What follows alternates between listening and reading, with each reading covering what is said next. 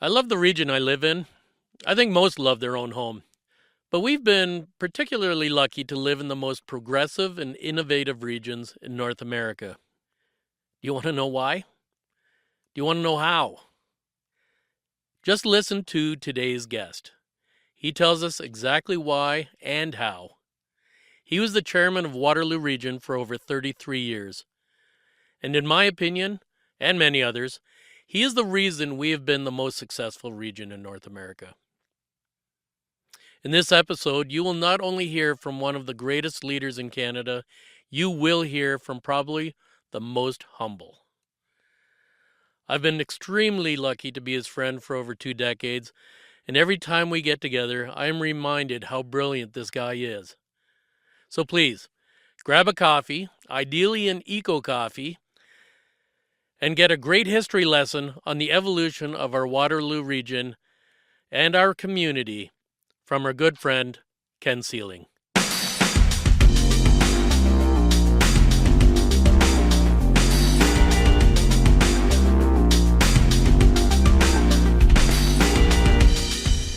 Okay, welcome to the Founders Music Lab podcast, where we go from F my life to fix my life to find my life. I'm Bill Waters, the founder guy, and I'm joined by my good friend, Steve Lehmann, the music guy. Hey, Bill. Good to see you. Yeah, you say that all the time.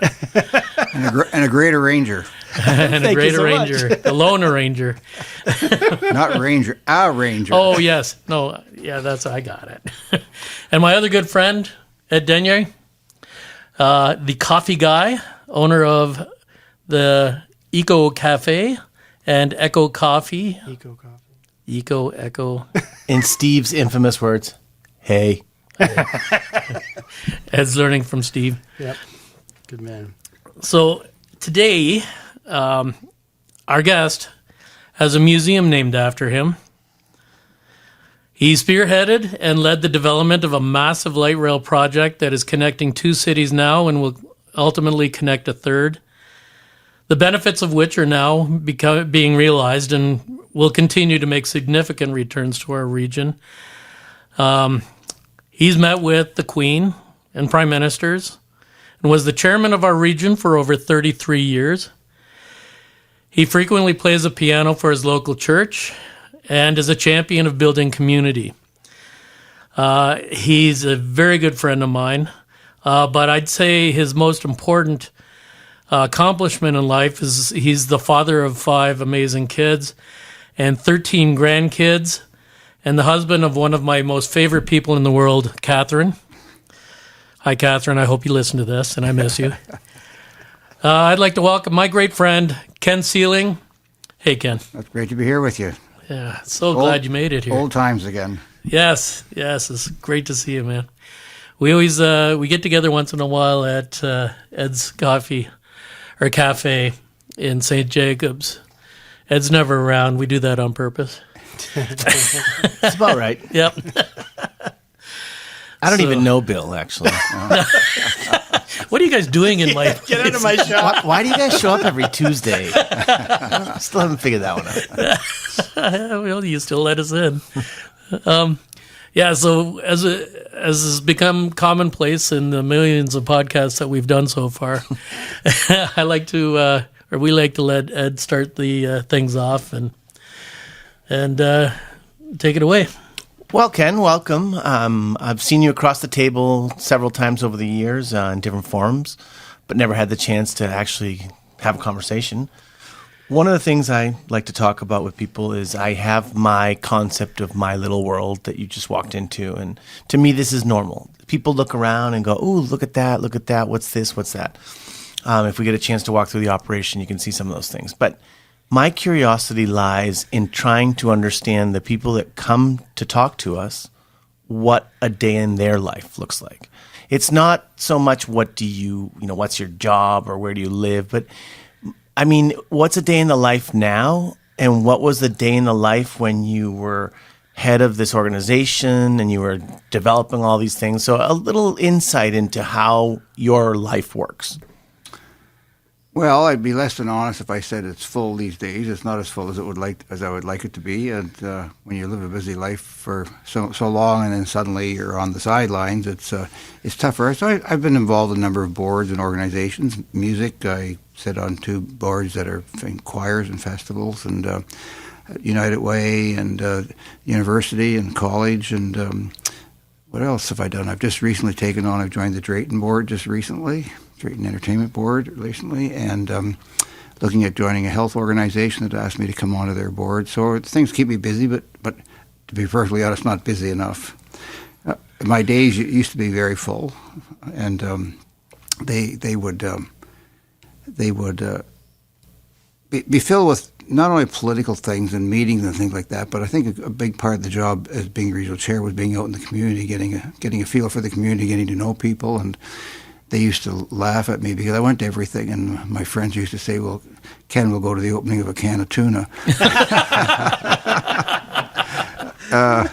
But that was the best part of the job, was people, and I enjoyed being out and doing it, and so it took a lot of time, and I tried to balance off my family life with that. My kids got to do things that other kids wouldn't get to do because they got to go with me to things, and they did their sports and their activities, and I attended their things, and so life was pretty busy, and always pretty hectic. But we had our cottage, and the cottage is an hour and a half away, so it was easy to go back and forth for summers and off times. And yeah, I kept rather busy. And as I say, retirement hasn't been as busy as I might like. And the other thing is that when you've been in a senior municipal position, I'd be less than honest if I didn't say that people are less inclined to listen to you now.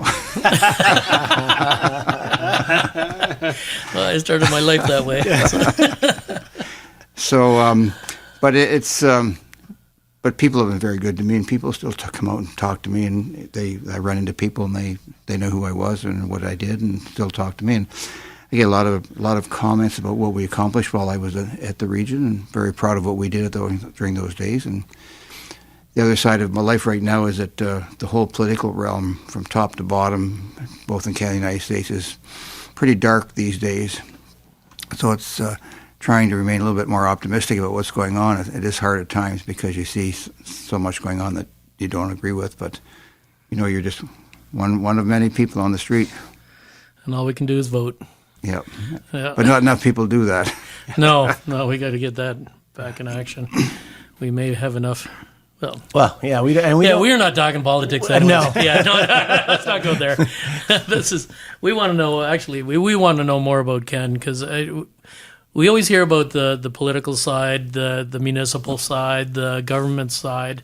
I don't think we have heard enough or anything about where you started, how you started, and I like to go the opposite end. I like to go where Ed goes to today. I go to, what were you like when you were 5 years old? What was the family dynamic? What was it like? What was that, 60 years ago? Well, we grew up in a small town, and Elmira was a small town at that time, and knew everybody. You did lots of things. You knew lots of people. School was fun. I always enjoyed school, and went through high school and then university, and they were all good times. You're missing out on were you a good kid or were you a bad kid? I want to know what you were like. Were you a rebel? I can't say that I really got into much trouble, so I want some dirt. Yeah. He already said he was an athlete. Yeah. Well, that leads to say, we know about athletes. Well, hockey was a big thing in our household, and as you know, I have 2 brothers that played the NHL and one that played in the American Hockey League. So I was the only one who didn't follow the hockey thing, but I did have the opportunity to go on in hockey if I wanted to. But I looked at the lifestyle and decided it wasn't for me, and education and university was the path I wanted to go on, and that's what I did, and never reacted. My wife used to say, well, I married the poor one. But that's not really true either, because when my brothers certainly Rod started in 1964 in the NHL, and salaries were not what they are today. It was almost volunteer then. Salaries for most of his career were not what they were today. And so I carried on and did the things I wanted to do. I went to university, and then I moved through a couple of careers to get where I did, and never regretted anything that I did along the way. So you play piano. Well, yeah. Did you? I mean, that's not a sport. So No. So I was actually right, Steve? I did. It is not a sport. Depends who you ask. So I did piano growing up, and in hindsight, I look back at it, and I think must have had attention deficit because I never really liked practicing the technical side. So my piano skills never got to be, not to be really great in terms of what I could play, but I was a great sight reader. Mm-hmm. And I used to play for Sunday school and things like that. And then when I was young, I sang in the choir, and I always wanted to fiddle around with the organ. So I fiddled around with the organ, and by the time I was, I guess I was 14 or so, where I was doing piano, they said, "Well, you're interested in organ. You're not working really hard at the piano. Why don't you just go take some organ lessons?" And so my first organ lessons were actually, if you remember, some of you won't remember, you're too young to remember, when St. John's. Thanks. See, Steve, I'm too young. Yeah, okay. So He was when coming. St. John's Church burnt down in Waterloo, and the husband of my piano teacher was the organist there at that time. So they said, "Well, why don't you go take?" She said, "Why don't you go take organ lessons?" So my first organ lessons were in the back of the Waterloo Theatre. Oh, really? A lecture home electronic organ in the back end of the theater. And Is that when they played the organ to the Black and Whites? No. Okay. And We're just trying to figure out how old you are. and so I started playing, and when I was 15, I was playing some service work, and by the time I was 15, 16, I was actually had a full-time gig in St. James Church in St. Jacobs, and did that for 10, 11 years. Oh, my goodness. And, Steve will tell you, well, that's not true. If you're careful of what you play and you do good, if you do good things, but you're careful and you choose carefully, it makes you look like you're much better than you really are. It's true. It's so true. It's all in the selection and how you do it. Yeah. And even my last years that I played, I played. Then I went to my home parish and I played for 30 years there, and then sort of time came to an end, and then I was off, and then I got a call saying, could you fill in for a little bit of Trinity in Kitchener, downtown Kitchener? And that was a 3-manual organ choir with paid singers out of the opera program at Laurier. Oh, my goodness. And Well, that'd be I an did that experience. off and on. I had 3 stints there off and on for almost 10 years, and just had a wonderful time. And we were never embarrassed by anything we ever did. And if we had accompaniments, the piano accompaniments were too tough. One of the choral scholars could always play the piano and did the choral, or I had somebody do the work for me. And so we had a great time there. My last stint was actually at St. Matthew's in Kitchener, at the big 4-manual organ there, and choral work there. And again, we did stuff that was I think good stuff, and I knew enough singers in the community from my other contacts that I would hire in singers from time to time to help out in the sections, and had a great time. So that was COVID came along, and so that brought an end to things, and so I'm at the stage of my life where the software and the hardware don't match as well as they used to, and I thought it's time to pack it in, and because I think at least in the church community, there are too many people who play too long. Yeah. Know your audience. Or sing too long, or Sing too long Yeah. or play too long, and I thought I'm going to leave all my reputations intact. But I had many years of good music that I thought and enjoyed it, and was a nice part to my life. And how vital was it to you, like music? it was a big part of my life. It was a big part of my life, and so I got involved in. I'm more of a choral music fan, and I like the fan. So more recently, for the last few years, I've been on the Laura Festival and Laura Singers Board, and currently I'm the chair of the Grand Philharmonic Choir, and I've always been big supporters of them in many ways, and I think it's important. And certainly in church life, I sort of should never admit to it. I said sometimes, I always say that this is sort of interesting because when you're in church, you believe some things, some things you don't. It's that sort of thing that I always said. It's not important. I said I can sing things I can't say, and and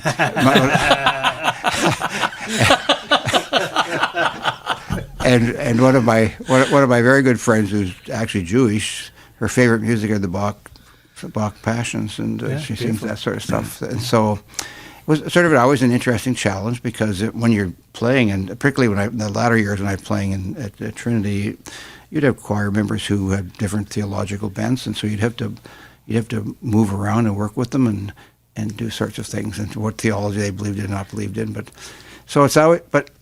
people are always good and great in those situations, and it was so much fun. And just about last week, I was at the funeral of the treasurer of the church when I was there, and all the old choir members were there. Oh, that's It was Did just they such sing? a fun. Well, some of them did. Yeah, they were led to sing at Yeah? the back. It was such a fun time because music brought us all together, and we had to share. It's very cohesive, isn't it?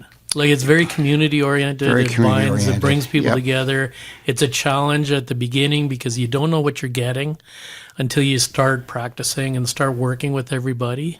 And at the end of it, it's just you're part of something together. Yeah, and you're producing something, and you can actually, even though you're sitting in sections, you can still hear the final product, and I always used to say that my role really as a church musician was to give me personal satisfaction, but more so it was to help them, people on their own spiritual journeys, and if the music could help them on their spiritual journey, then I was doing the right things and accomplishing things, but having a lot of fun doing it at the same time. Yeah.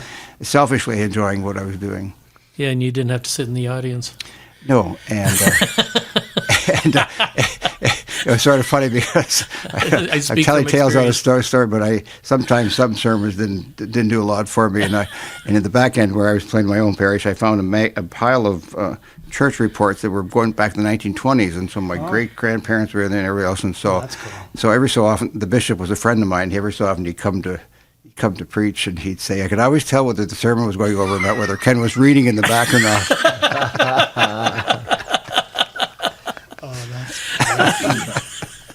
The organs are really great instruments in the churches. Which is your favorite organ, if you can say without getting blacklisted? Oh, well. Because there's quite a few of them around. Oh, there are quite a few. I haven't played them all, but the one St. Matthew's has a great organ. Yeah. I've only played once or twice at St. Andrew's. I haven't done St. Mary's. I did my early organ work at St. John's of Waterloo. And so I can't say I have a favorite organ. Mm-hmm. They're all different. There's lots of good instruments around. The sad part is that with churches dying, there's fear people studying organ. Mm-hmm. Right. And like you see there's still a lot going on in Europe and maybe in the States, but in Canada, organ playing is sort of dying out because there's no work for them at the end of the day. Mm-hmm. So, And then they're probably not maintaining the instruments. that's right, and the congregations are dying out, and it's sort of sad. If you, I follow a bunch of British music blogs, and a lot of them, free organ at this church or this church, and you look at these magnificent instruments, and the church is closing, and they're ultimately being destroyed. So, Well, those organs used to be the height of human technology. right. It was like, think of the most high-tech thing we have today. That was a church organ Yep.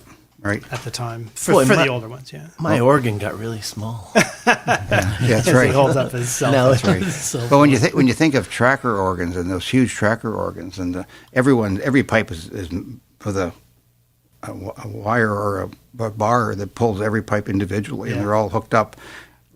Somebody was pretty intelligent in their day to be able to do that sort of thing. Well, I had seen an organ in a museum before motors were invented, and there was a thing in the basement with a couple of boards, Yep. and somebody had to go downstairs and basically be on sort of a treadmill up and down, up and down, up and down to pump the air It is. through the organ. It's they're really quite a fascinating instrument. Yeah, Go ahead. until I was electric gonna say- motors come in, there would always had to be somebody sitting there with Yep. pumping the hand levers or whatever they're doing to do it. There's I'm Colombian from background, and there's a cathedral outside of Bogota. It's called the Cathedral of Salt, and it's one of the 7 wonders of the world, depending on how you count them. But it's a pretty impressive place because you go 130 meters, I believe, below ground into the cathedral, and the cathedral's down at the bottom. So it's a hollowed-out salt mountain, and they put in an organ down there. Wow. And it reverberates I'm throughout the whole mountain. Oh man, I bet. Have you been? Yes. Oh, And when that's the incredible. last time I was there, it was odd. Like, we just happened to walk in. We were there. I was with my business partner, one of the guy that owns the other business here, and my sister, and we just went in as tourists. And we're walking down, and we walked all the way down the tunnels till you get to the giant naves. And these naves are about 80 feet tall. The columns are 16 feet wide. Oh my gosh. It's absolutely immense. But we just happened to walk in the door, and they were testing like like a music video. It was like laser. There was laser imagery pumped out onto all the ceilings, the facade naves. or internally? Internally. Oh, man. So it was all channeled into the walls, so the light reverberated off everything. The organ was playing, and we just happened to be walking in when they were testing this thing, and it was like one of those hard things to fathom because you're in this cave underneath the ground. This thing is so large, and then they add color and texture with music, and blown away. We were like, this is, everybody should see this in their lifetime at some point. Pretty impressive. Yeah, there's lots of good traveling. Gives you lots of opportunities for good music. I mean, it's not organ and church music, but we were in Vienna, and the older chap than me we wanted to go to the Vienna Opera House, and this is 2 years ago, and so we went there. But he was old enough to stand. He wasn't the problem. It was $50 to stand for the opera. So we walked outside, and lo and behold, unbeknownst to us, they were filming they were shooting it, and they were projecting on the side of the Vienna Opera House and the sound, so you could just sit in the patio and watch and see the whole opera. Amazing. And the big crowds and people. So it's music does a lot for a lot of people. Yeah, it does. Where do you think it's going nowadays? Like you've got grandkids. Yeah. You hear what's happening in the schools or not happening in the schools. It used to be such a core component of our culture and our education, and here it's not so much. Right. I think it's really sad that music's one of the things being sacrificed in the school system. They aren't music teachers, or if they're stretched pretty thinly. I think there's lots of music teachers that want to teach music, but they won't let them. Well, I've got so many friends who are musicians and teachers. Like they if they could get into a music program, right, it would be the world to them, but they won't let them.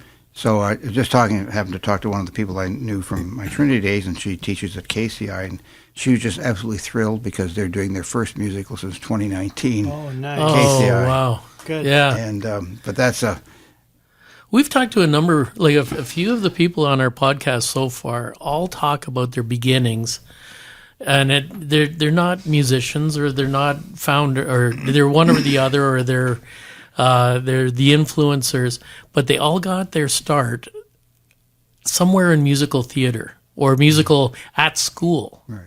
Yeah. And these kids don't have this opportunity anymore. I just worry because it's such an elemental feature of who we are. It teaches us to play together, to work together, to create a vision together, and to execute together. And we talk about the churches. They're less and less, and you're not getting any of that music in there. That's where I got the majority of my music experience. I just think it's the heart, and if we don't get it, So we're working very hard. I was just saying, I'm involved with the Grand F.M.L choir, and they are trying to rebuild after COVID. The kids, they have a youth choir and a kids choir, and trying to rebuild. And we've actually had a fair bit of success lately, but can stand a lot more because somebody's got to reach these kids somehow, and they're just not getting into the schools in the way that I used to be in that choir. Oh, and so right, that's right. And we'd look out into the audience at the center in the square, and there was a lot of bluescape and pinkscape and whitescape. If you know what I'm talking about, it's all hair. Well, that's the problem with a lot of the classical music stuff these days is the question of the audiences and what they want, because it's always a bit of a dichotomy, because you got to play to the bums in the seats, but yet what's the best programming to move the thing forward? It's always a struggle, I think, between the two of. Yeah. If you don't sell seats, if you don't sell to the older crowd, you can't sustain you're done. But at the same time, you need to do more to bring the younger people in. And I'd never had exposure to that music prior to joining that choir, and I found, and it was the conversation I had with Howard Dick at the time, was we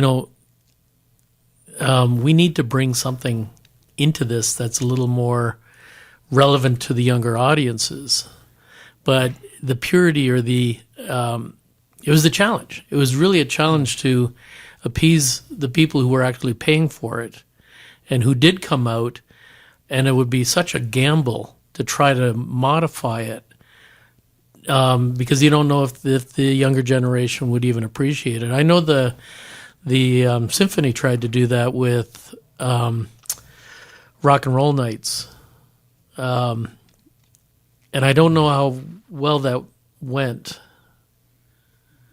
Well, I think there's got a lot of challenges. I think there's lots of opportunities, and we've got some creative people who will try and fill some of those bills and holes. It's sort of interesting. I've noticed in the last year or so, as the choir's getting going, I've noticed the younger people in the audiences again a little bit. One thing I thought was interesting, if you may not remember, that the opera was here for a number of years, and I was always astounded at the young people. And when I say young, 20s and 30s, younger people who came out for opera. We had a few that came out of Laurier that became pretty significant opera singers who had been involved in those operas in locally. Yep. And I don't think they would have made it if it weren't for those. Yep. So I there's lots of work to be done. There's lots of opportunities, and we'll see how society moves ahead on some of this. Yeah, I do think that kids are starting to see that they're missing out on the connections, and you're starting to see more and more of them get out and doing things. It's my consistent, regular podcast Talking point from an old man perspective. Well, it's sort of interesting.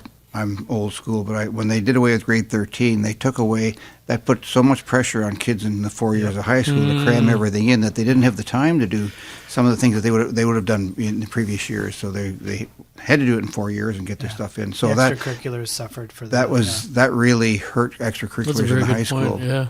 And I think I guess that's working. We're turning out kids, but these kids don't have the opportunity to do the things they want in high school that they did back then. So and they wouldn't get that exposure. How did we get it done? Because did we just go to school more hours in a day, or how was it that before we could have space for this and now we don't? Well, I think there's more pressure on people to do STEM stuff and those sorts of things that. And the curriculum has changed, and the prerequisites are changing for everything. So people are really scurrying to, I think, find the job market and find the courses that take them there, and also fulfill all the requirements. And there's not much room left in the curriculum now for the other things. I mean, there still is music offered in the school, at least the high school level, but it's competing with all the other things that are going on. Well, I think something that people don't realize. The math that people are doing in grade 9 used to be done in grade 11, and it keeps moving down, so the courses can be a lot more difficult. So there's more because they just ask their phone what the math is, and they can skip a year or two. You'll never have a calculator in your pocket. Yes, we will. Things change.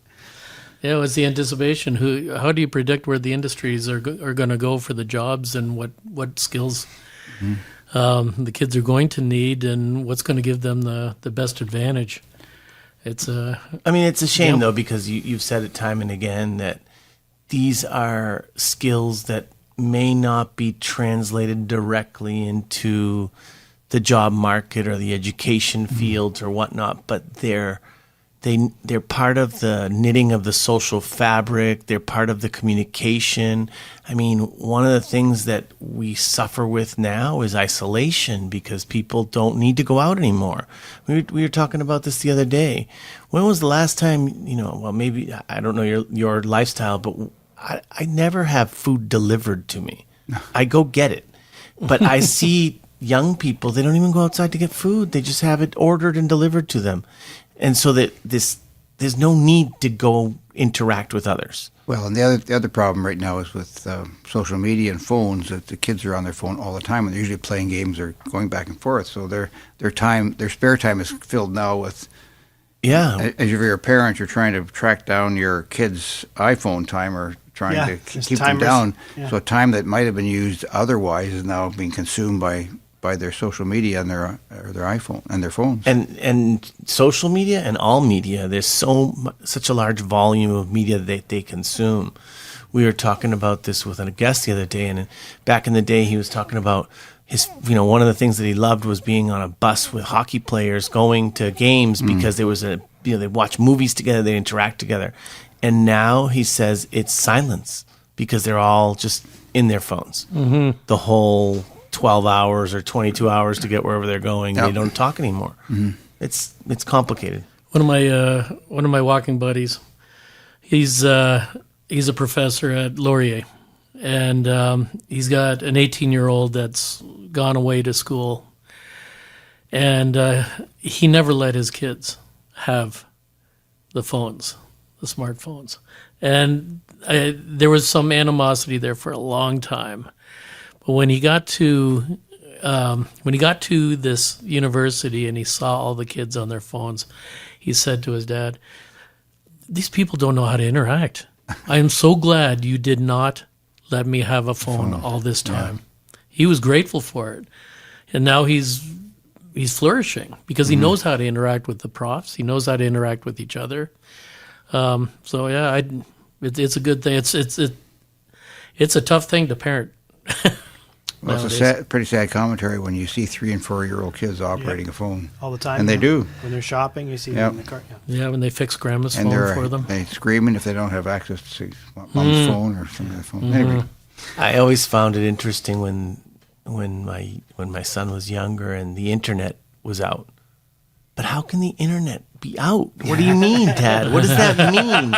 Just turn it on. Like, I can't. There's no power. But what does that have to do with the internet? Oh, a lot. Well, it'll be interesting to see where the music industry and music evolves over the next few years because there's so much change going on in society right now and how kids are adapting to it and where they go.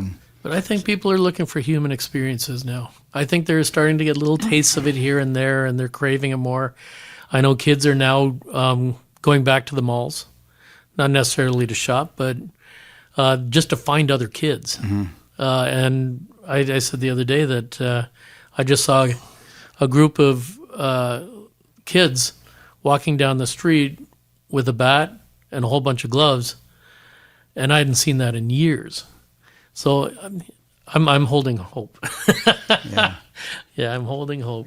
So it's interesting because where our cottage is, we're up in Lake Huron, and in behind us are two different groups. On the south of the 86 are Old Order Amish, and on the north of the 86 are Old Order Mennonites. And I'm in there. Jeez, you like to be in the thick of it, don't you? So you live in it. And so when I'm in there, when I go into I do a fair bit with 2 or 3 of the Amish families, and so I'm into their kitchens and that sort of stuff. And I look in their in the living room or the drawing room, whatever it is. There's a stove, there's a rocking chair, a couple of chairs, a table, a coal oil lamp, no TV, no radio, no electricity. There are books for reading, games, that sort of stuff, and so they survive and they do that sort of thing. They put one of our kids in one of those rooms for a while. They'd go a little squirrely. I mean, any one of us would probably too. I would too. Yeah, I would absolutely go squirrely. Yeah. But any rate. Yeah. So you went to U of T. So I went to Waterloo Lutheran in those days. I did a history degree at Lutheran, and then I went to McMaster for a master's degree, and then I went to U of T for teaching, Bachelor of Education degree.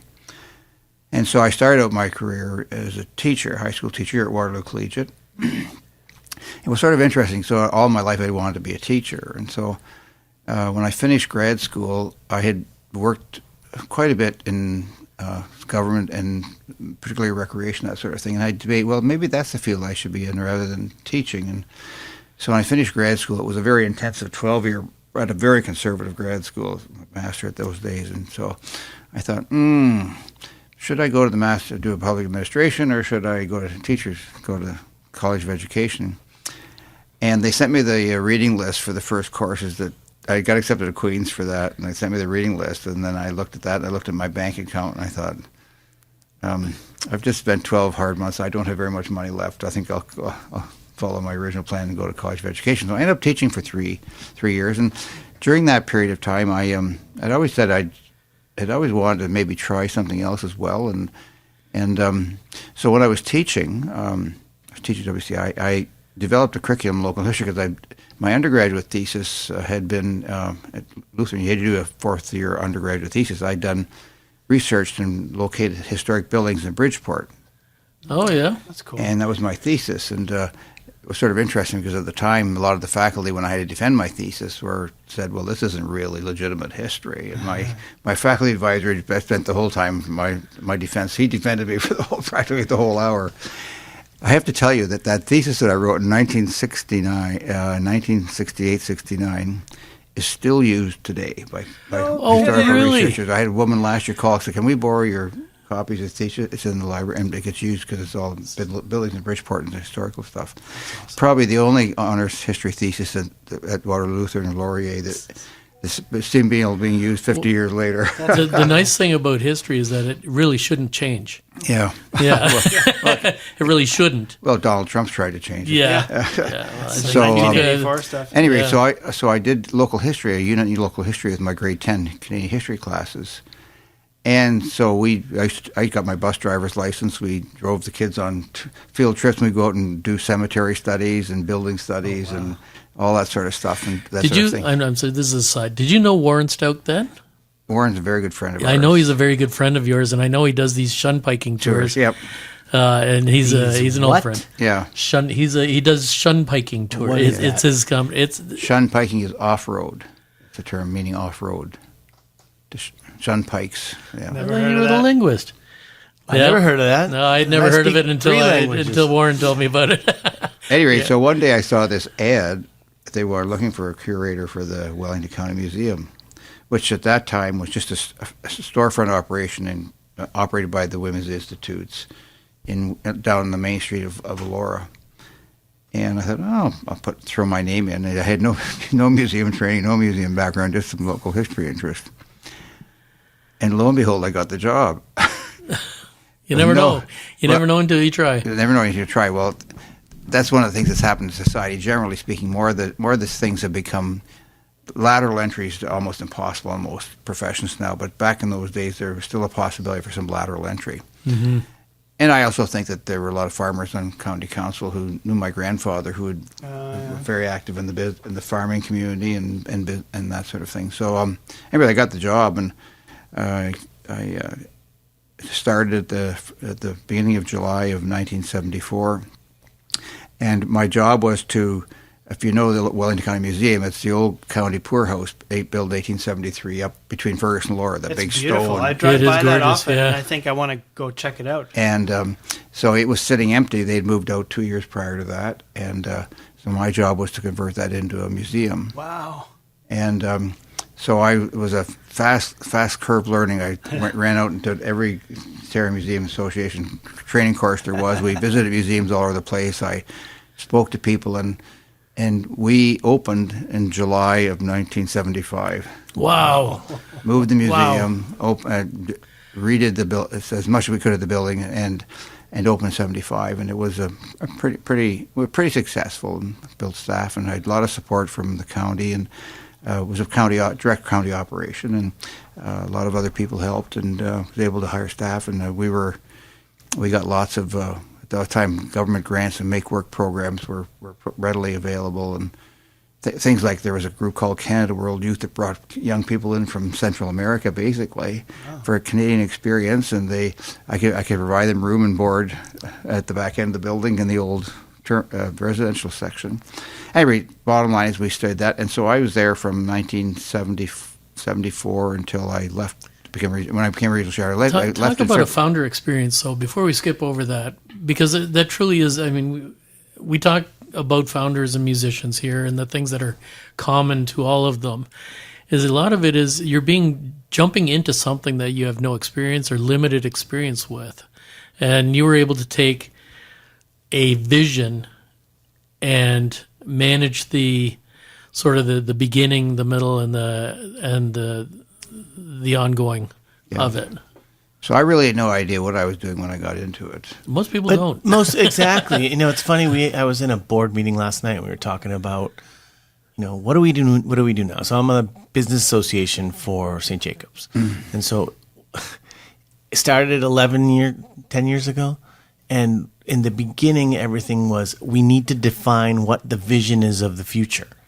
And then last night it came up again because I've taken a step back, and some of the other members that we started with have gone, and now the new members are like, well, before we start spending any money, we need to determine the vision and where we want to go. And I said to them, we've done that. We are on the path, and if you stop now to try to define what you want it to be, you're never going to get anywhere. Start constant. doing, start acting, and start pushing in the direction where you feel it can go. And it will go in that direction. Because nobody else, there's no resistance. And everybody has to be on board. Everybody, you have to convince and you have to showcase why you believe in it. But if you believe in it, you can convince others. Yep. It's not easy work in those early stages either. No. And you just got to push and work along, and a lot of good people to help. And anyway, we opened in a year and 13 months after I started, we opened. And actually, so that all those time I was there, I was really fortunate because I was there about 3 years, and I was involved with recreation in Elmira. I had run the recreation programs, and then when the township was formed, they fired some people, and then that didn't work out, and they called me back if I, over the summer months, run the programs for them, and I did. And but silly little things get you into things, but the arena was in pretty rough shape and needed work, and we couldn't get anywhere doing it. And I said, well, the only way you'll be able to drive anything is actually be a member of council, because the lay people don't have much push. So I ran for council, and the county was all right because I just had to take a half day off twice a month to do that, and I've made up the time. And so I was on council for 2 years, and it was there were some good people there, but by and large, the leadership was not great. I'll just leave it at that. But the other younger member of the council and myself had coffee one day, and we said, this is not working for either of us. One of us has to run for mayor, and he said to me, well, it's you, because I'm going back to grad school. Oh,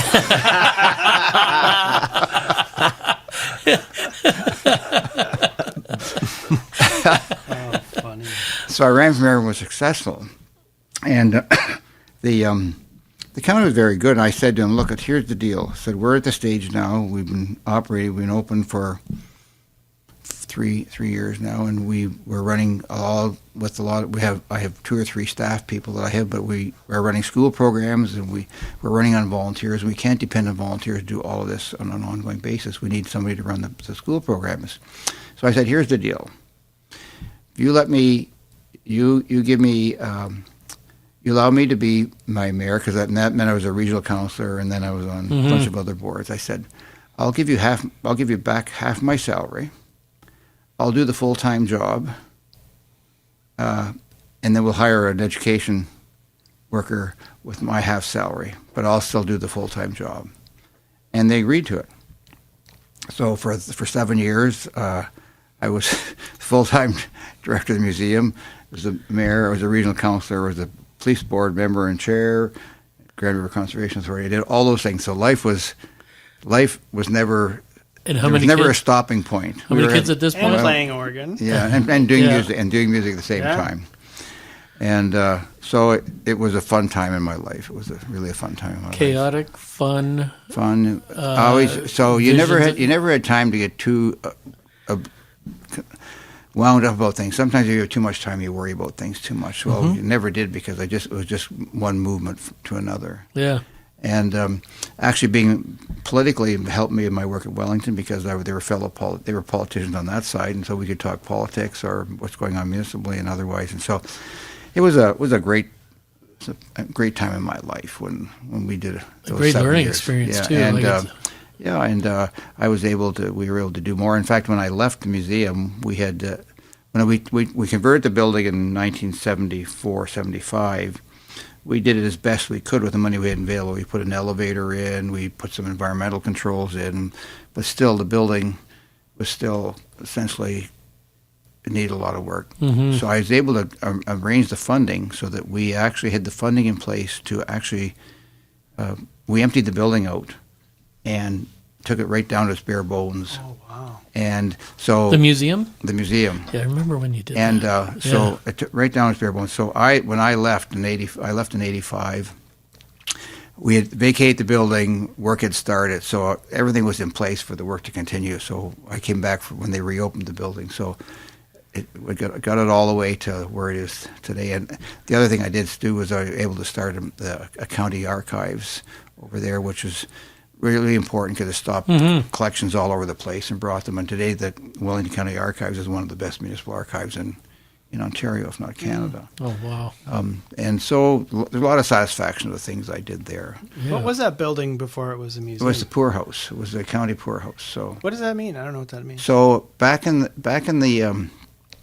1860s and 70s, there was the beginning of some sort of social consciousness and things, and so there were a lot of poor and destitute people and mentally challenged people, all sorts of things. They had no place to go, and so based on the British poorhouse experience, they sort of translate that into Canada, and they passed a legislation saying every county had to have a house of industry and refuge, they were called.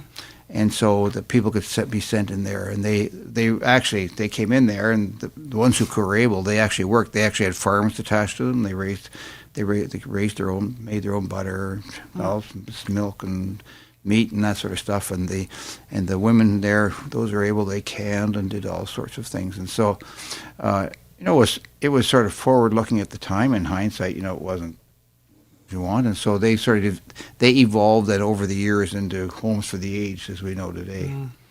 So every county had to have one, and actually one of the first ones in Canada, in Ontario, I should say, was Waterloo Region.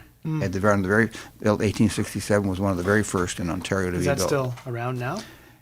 Yep, it's called Sunnyside Home. Yep. Oh, You know what's funny is when you first said poorhouse, I had POUR. And I was like, it's just the bar. You're drunk. That's the difference between you and Ken. I'm an entrepreneur. Yeah, no, I get poorhouse. it. I get it. So that was what it was, and it was used right up. They built an addition on in 1960s. Late 57, about 1957. It was a more modern edition, but by today's standards, it wasn't very modern. Yeah, as an institution, but still. And then it was there until 1972 when they built a new home over in Aurora.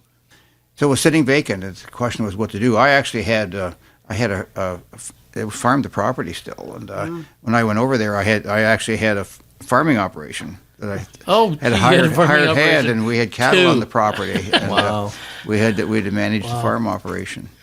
So it was a fun time, but it was like when you say a vision, the vision evolved. We went along. I knew at the end of the day I had to open a museum, and I went around and I looked at other museums and I looked at the kinds of things that I'd like to do, and I was really lucky that I was able to gather around me people who had different ideas and more modern ideas and a way of doing things. And so our exhibits weren't the static exhibits. Our exhibits matched some of the newer stuff that was going on in other institutions and in our collection. But you begged, borrowed, and stole everything that you needed because I didn't have a ton of money. So Yeah. I would get. That's like a startup. Yeah.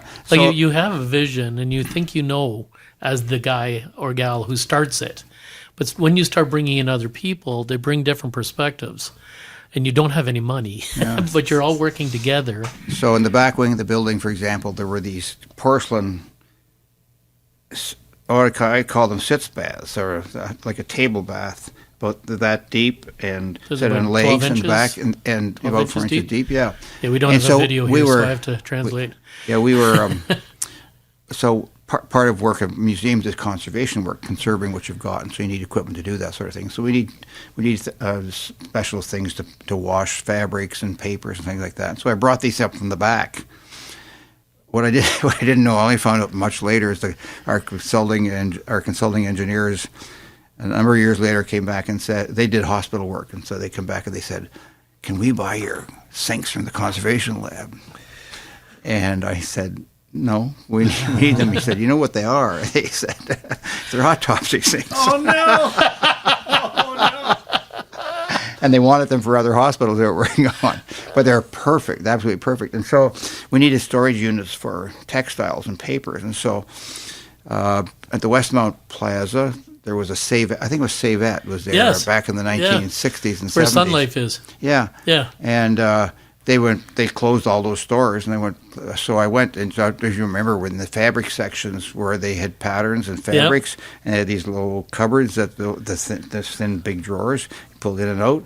Went down there and bought those all on the auction. They become our fabric and paper storage cabinets. And so you just make you do, make you ends figure meet, it out. but we had stuff that was just as good as if I bought it commercially. Yeah. So we did all sorts of stuff like that. And when the guy who was our designer was actually a floral designer out of Toronto who was looking to do some museum work, and he had all these great ideas that instead of just having cases of things, we made scenarios, and he would blow up photographs of people or children and paste them on the boards and cut them out so it like there were people standing in the exhibits. And yeah, so it was a fun time. Yeah, for sure. And so that's I look back at that as an important part of my life. And then, so you were talked earlier about the iron and how that came about, and that came about in part because in the late '80s there was one or two people who were very active in the municipal scene and talking about where we're going to the future, what kind of governance do we need, where do we need to be in the future. And it was clear that the competition in those days was not the city down the road; it was Frankfurt. It was and so we needed to create centers that could compete on that basis, and that's what got me into regional reform, which I started driving in the 1980s. Getting cities to work together. More so, yeah, and actually bringing them together to do things. Together, and then we. One of the things that had concerned me was that I went into that with a strong sense of we need to do better planning so we're not creating urban sprawl. Mm-hmm. And we need to have growth constraints and focus our growth. And so I convinced council, although the region had one of the earliest regional plans in Ontario from 1976, it was far reaching ahead, but we were reaching the point where the cities were sort of reaching their limits of growth under the original plan. And what we're going to do, we're going to let them continue to flop out into the countryside, or whether we're going to constrain them somehow. So we created this growth management strategy, passed it in 2003, sorry. Mm-hmm. We passed it in 2003. And the question was, how do you do it? Because it was all premised on constraining the lines, forcing growth inward, and redeveloping what you've got in greater concentrations. So what Jerry Thompson at the time, who was the CAO, was a planner, a transportation planner by training, and he called me down one day to his boardroom and he said, I want you to look at this. And he had, at the full length of the boardroom, a routing for a rapid transit system, went from the top to the bottom of the region. And the rapid transit was a tool. So he made a demo for you? Well, yeah. And this is a pitch. The whole idea was that if you create a transit corridor, and by rule of thumb, if you talk to good planners, that development follows good transit. Mm-hmm. So if you wanted to bring growth back this way, you had to have a good transit system. And what was the one that was going to produce the greatest results? Well, rapid transit would do that. I remember looking at him saying, you want me to sell this? How much is it? And, but that's how we started. And we started with that, and we got council buy-in. We got committed members on council. We did a lot of work to justify what we were doing, and it was a 10-year battle, but we pulled it off. We got the north half done. There obviously wasn't a strong enough business case or the money to do the south end because it was too, at the time, it was too expensive and too little development, relatively speaking, to justify and getting federal and provincial money at that time was a real task. But we worked hard, and we had good people, and Mike Murray and Jerry Thompson and others, and a few of us worked hard. And we had some good supporters, Peter Braid, right, a few other people like that. WCI boy. And so we pulled it off. And and I think it's pretty evident what rapid transit has done to the cores of the cities. Yeah. The unfortunate part, the growth management plans we put in place are at risk right now. I'll just leave it at that. Yeah, we won't get into those things, but yeah, it's reminiscent. I remember when you were going through that in the early days, and the reference to the Highway 85. back in the 60s. And the fight back. Yeah, it's sort of interesting. I always tell people that one of the things this area has had the benefit of is people with vision longer term. So if you look at, for example, the building of the expressway, at that time there were, I think, 3 on the books: London, Waterloo, and I forget where the third one was. Hamilton? I'm not sure. I don't remember who the third. Anyway, Yeah. The bottom line is that London couldn't bring itself to do. The province backed away, and so London refused to do it. Well, you know what London's like today. Mm-hmm. Oh, I London's refuse to go. A disaster. Yeah. And Waterloo decided, the Kitchener-Waterloo Council decided if the province wouldn't do it, they would do it themselves. And they did.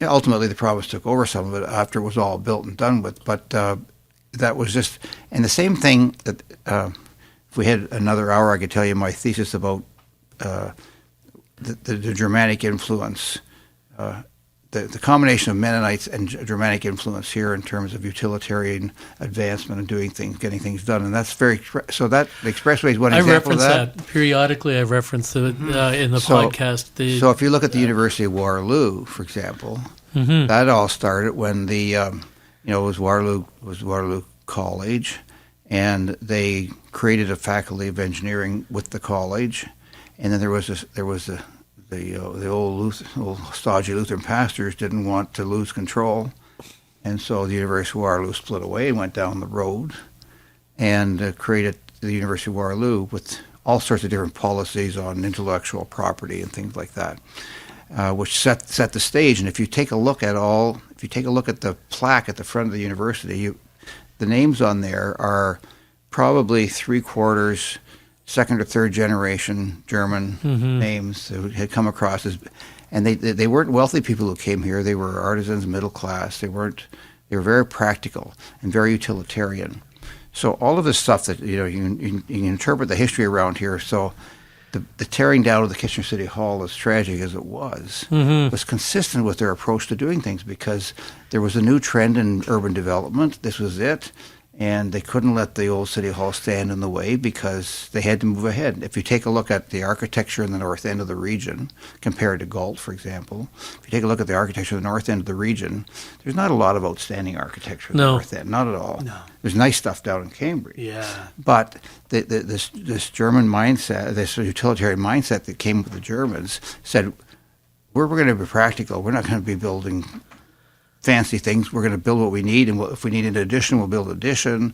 If we need to tear it down, we'll tear it down. We'll move ahead and do that sort of thing. And that's sort of consistent. So the University of Waterloo and the expressway and all those things are consistent with that pattern of growth. And at the same time, it's infused with the Mennonite community here. I think within it was a sense of stewardship that was there, and that stewardship meant that that's why we had one of the first poorhouses, a house of industry and refuge in Ontario, and why you get the House of Friendship starting up, and why you get social services, and that's why this community was so much further ahead than other communities in terms of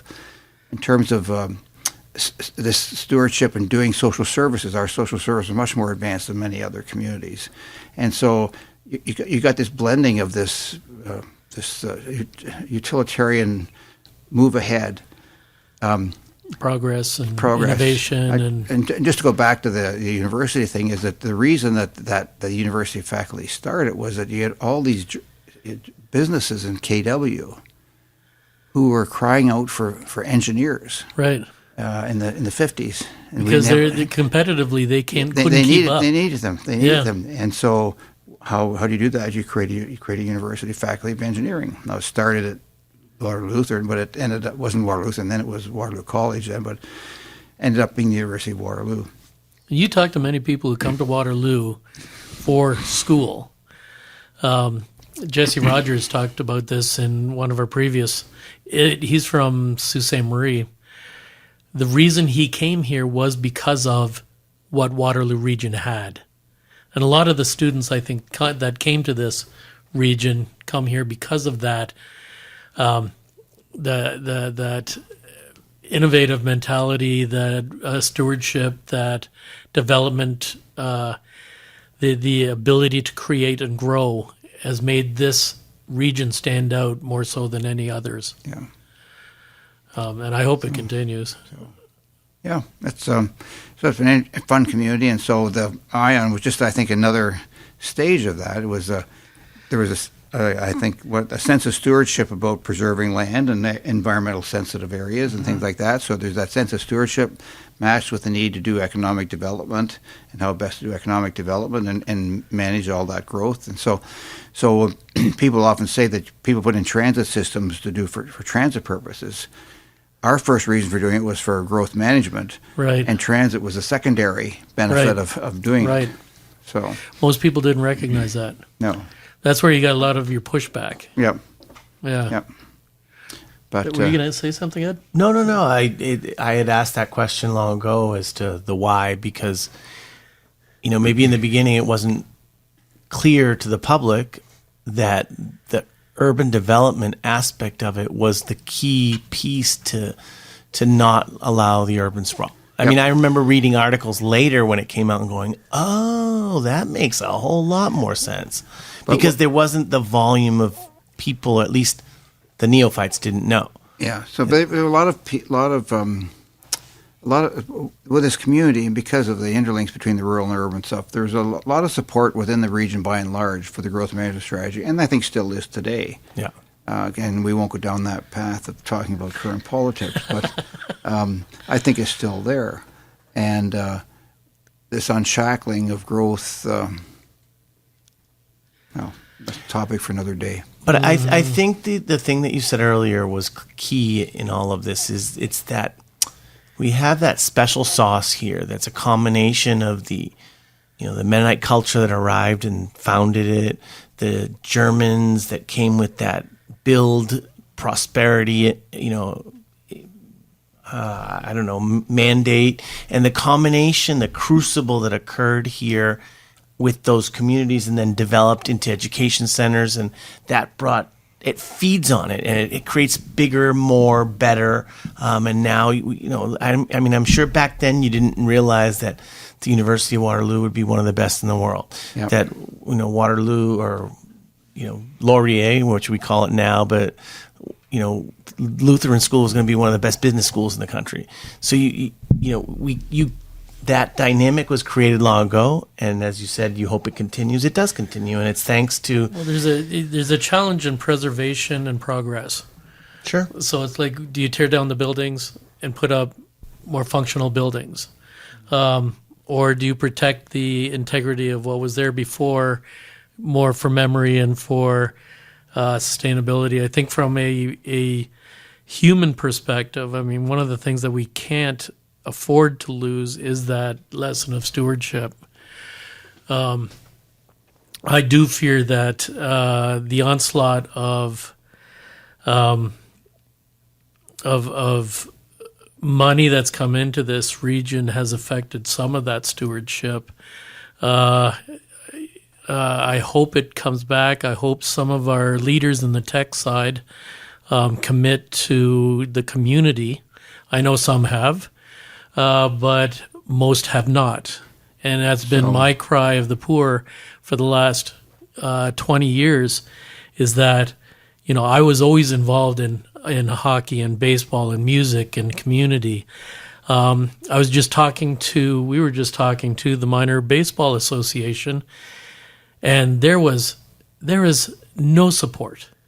They're charging them for everything in their own buildings, and it's like, dudes, it doesn't cost you anything to let them use this facility for free. It does not cost you a thing, but that's not their mindset. So one of the issues that this region is facing, and has, as you say, for a while, is that a lot of homegrown companies, a lot of sense of stewardship, and a lot of ownership, in the broad sense of the word, of what's going on in the community. So as companies have been bought out, taken over by others,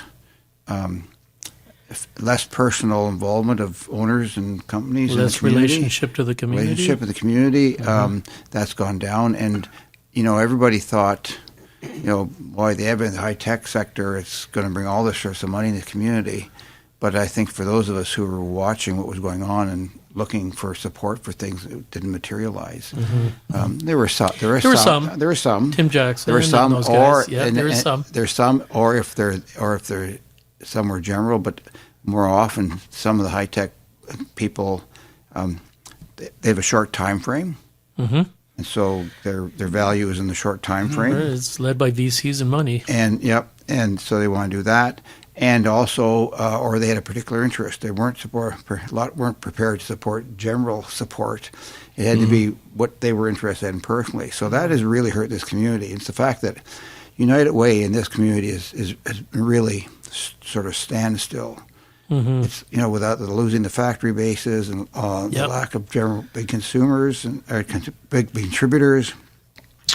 And they're a huge important part of the community, but they struggle because when you compare it to other communities, it's just not there. If you're in Toronto, you got the head offices of the banks; they do all sort of stuff. But out here, it's been an ongoing struggle, and a lot of agencies and organizations do. And it's a challenge going forward, getting support for the nonprofit, both the cultural on the cultural side and on the social service side. Yeah. In general, I remember years ago. Many years ago when I was involved, when the symphony was still going and they were looking for funding and that sort of thing. And we always noticed that the orchestras in other communities got better and more government support regardless of the level of government than here. And my theory of that, looking at it, is that this community had homegrown support. So that it wasn't dependent as much on other things. And so I think the governments felt that, well, they need to fund them. They got, my old line. I remember when Bob Nixon was the Treasurer of Ontario. Right. You may or may not remember, but Bob Nixon was the Treasurer of Ontario during Peterson's time. He was from Brant forever. And I remember being in a meeting with him many years ago when he was still the treasurer, saying to him, well, Bob, I said, why do other communities getting all this support and we don't? He said, because we know that if we don't do it, you'll do it yourselves. And, that attitude percolates. And I could talk about health care. We got good health care here, but what we've got relative to other communities of similar size. And yeah. We won't go down that road, but it's so hard not to. But I think the result of that attitude, when you look at even just the number of theaters that we have per capita, our population has grown. The theaters we need like 2 new theaters at least just to support on a per capita basis based on what other you're seeing in other regions. So we've had to do a lot for ourselves. Some of the tools for doing more ourselves have disappeared, and some of the resources that we've had for doing it ourselves has disappeared. So it's I'm not sure where the future is going to take us, but we have to talk about it though. If we don't talk about it, nothing's going to happen.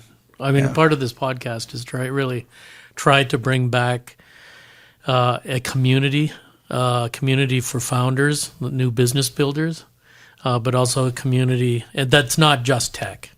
I mean, we can't be so myopic that we don't support all founders. Tech's important, but so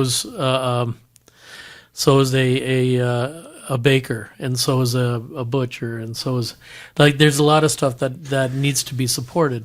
But then also the music scene, the music environment, and the arts. We need to have that environment supported, and we have to talk about it and keep talking, make it. And somebody's going to listen, and some things are going to happen, and people like Steve are going to really push to make things happen, and Ed's going to keep building businesses here, and he may build it in Columbia too, but he's building communities. So, anyways, but we'll have we have those little pockets happening, and we just have to find ways of fueling them as a community and supporting them. Yep.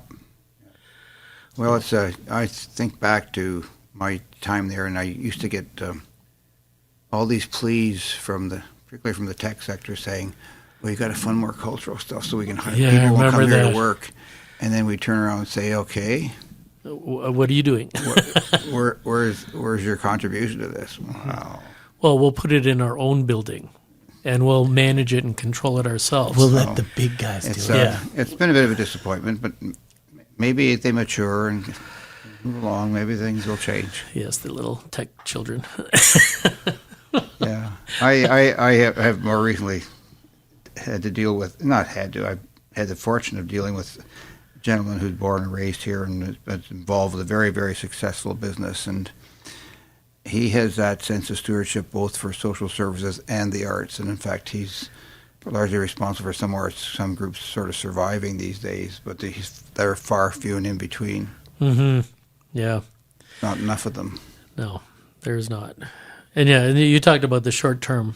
You have some people that the businesses make a lot of money, and then they get sold, and they get moved, and the people who were behind them, they may have made some money, but now they're trying to get back again, and it's not easy to start something new. To win one time is incredible. To win twice, unheard of. Yeah. So, we need, we need to figure this out. Anyways, but so Ken, we're running out of time here. Because I don't know if we can keep you. We probably could if you kept speaking. I love you because I think I've known you a long time, and you've been authentic. You've been consistent. You've been a fighter. You've been innovative. You've been helpful. You've been everything, and so I appreciate you. And I know a lot of the community appreciates you and misses you. And I'm so glad you came here and gave us a little insight into who Ken really is. Because I think more and more people need to know that. Isn't he just the museum guy? Yes, he is. His name's on a building His name's on a building down there, yeah. No, Ken, a pleasure to meet you, a pleasure to converse, a pleasure to hear your thoughts, and also to hear some of the history. I am a buff of history. I found it there's a passion in knowing how things were done by others and hopefully gleaning lessons from that to do it better for the future. So thank you for coming. It was great. It's interesting. Well, I just want to say that I can't take a lot of the credit for myself because I was fortunate over the years to having some really strong people who were part of, who had the same thoughts and ideas, and they moved forward together. And some people say, well, we shouldn't let people be in office too long, but some of the key people who I had the pleasure of working with and who were avid supporters and drivers of this sort of thing were people who had some experience along the way. So I think both our local government and our governments have to have a sort of a mix of new blood, but people who know what's going on. Yeah, and who have a good feel for the stewardship. Well, and I was lucky enough, like I said earlier, to work in the BIA, and so you have to learn who are the players, how do things get done, and you go and consult with the ones that have been around because they can teach you. Yeah. And so I took that, as a lesson, and we were able to do wonderful miniature things down in the village. And so you learn that community building can be a whole lot of fun. And when these guys approach me with this concept, we're trying to use modern tools, modern media to get out a message that it's still important for us to sit down face to face and create things together, whether it be socially, whether it be economically, whether it be business-wise. So it's a good concept, it's a good idea, and we have to learn the lessons from the veterans and apply them to the future. I just told somebody the other day when I was elected to council, there were a bunch of old-time politicians on that council who had come from the previous pre-amalgamation, and they were regularly getting beaten up by the local paper and that sort of stuff. But what I did do, I learned by listening to them, not that I agree with some of the stuff they did, but listening to them and talking about why things were done or what's important, that sort of thing. I learned a lot in those first 2 years just listening to the older, experienced people. Not that I did things the same way, but it gave me an understanding The of the perspective community, and how you could perspective. work with these people and And see what's really It's important to them. And But knowing why things were done the way they were, Yeah. and rather just somebody come in and say, you got to change this. And well, Right. people forget there's a reason that things happen the way they do. 100%. that is true, pure leadership. That is leadership. I get tired of these leadership programs. They try to teach leadership. No, you have it in you, and Ken, you definitely have it in you. Yeah, so. all right. So yeah. Good. Steve? Well, thanks for having me. Steve, do Steve? you want to say anything? Thank you for coming. Always great to see you. Yeah. Good. Well, nice to see all of you. It's, Yeah. Steve been says fun. so much. You're not here to talk to me. Anyways. Great. All right. Cheers. Well, thanks, Good. Ken. Bye-bye. Bye now.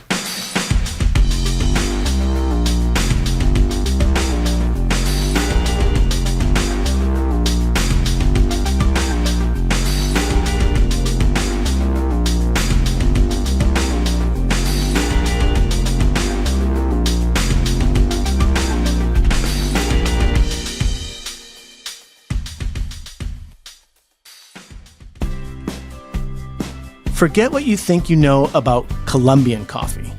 This isn't just another bean. This is the raw beating heart of Santander in your cup. We pull this liquid gold directly from the soul of its lush, elevated landscapes where generations have poured their very essence into cultivating something extraordinary. Every single sip isn't just a journey, it's a declaration of flavor that screams Colombia. This is Santander, pure and unfiltered, at its absolute finest, the unmistakable soul of a nation's craft. From our earth, this coffee is simply done right. Taste the damn difference.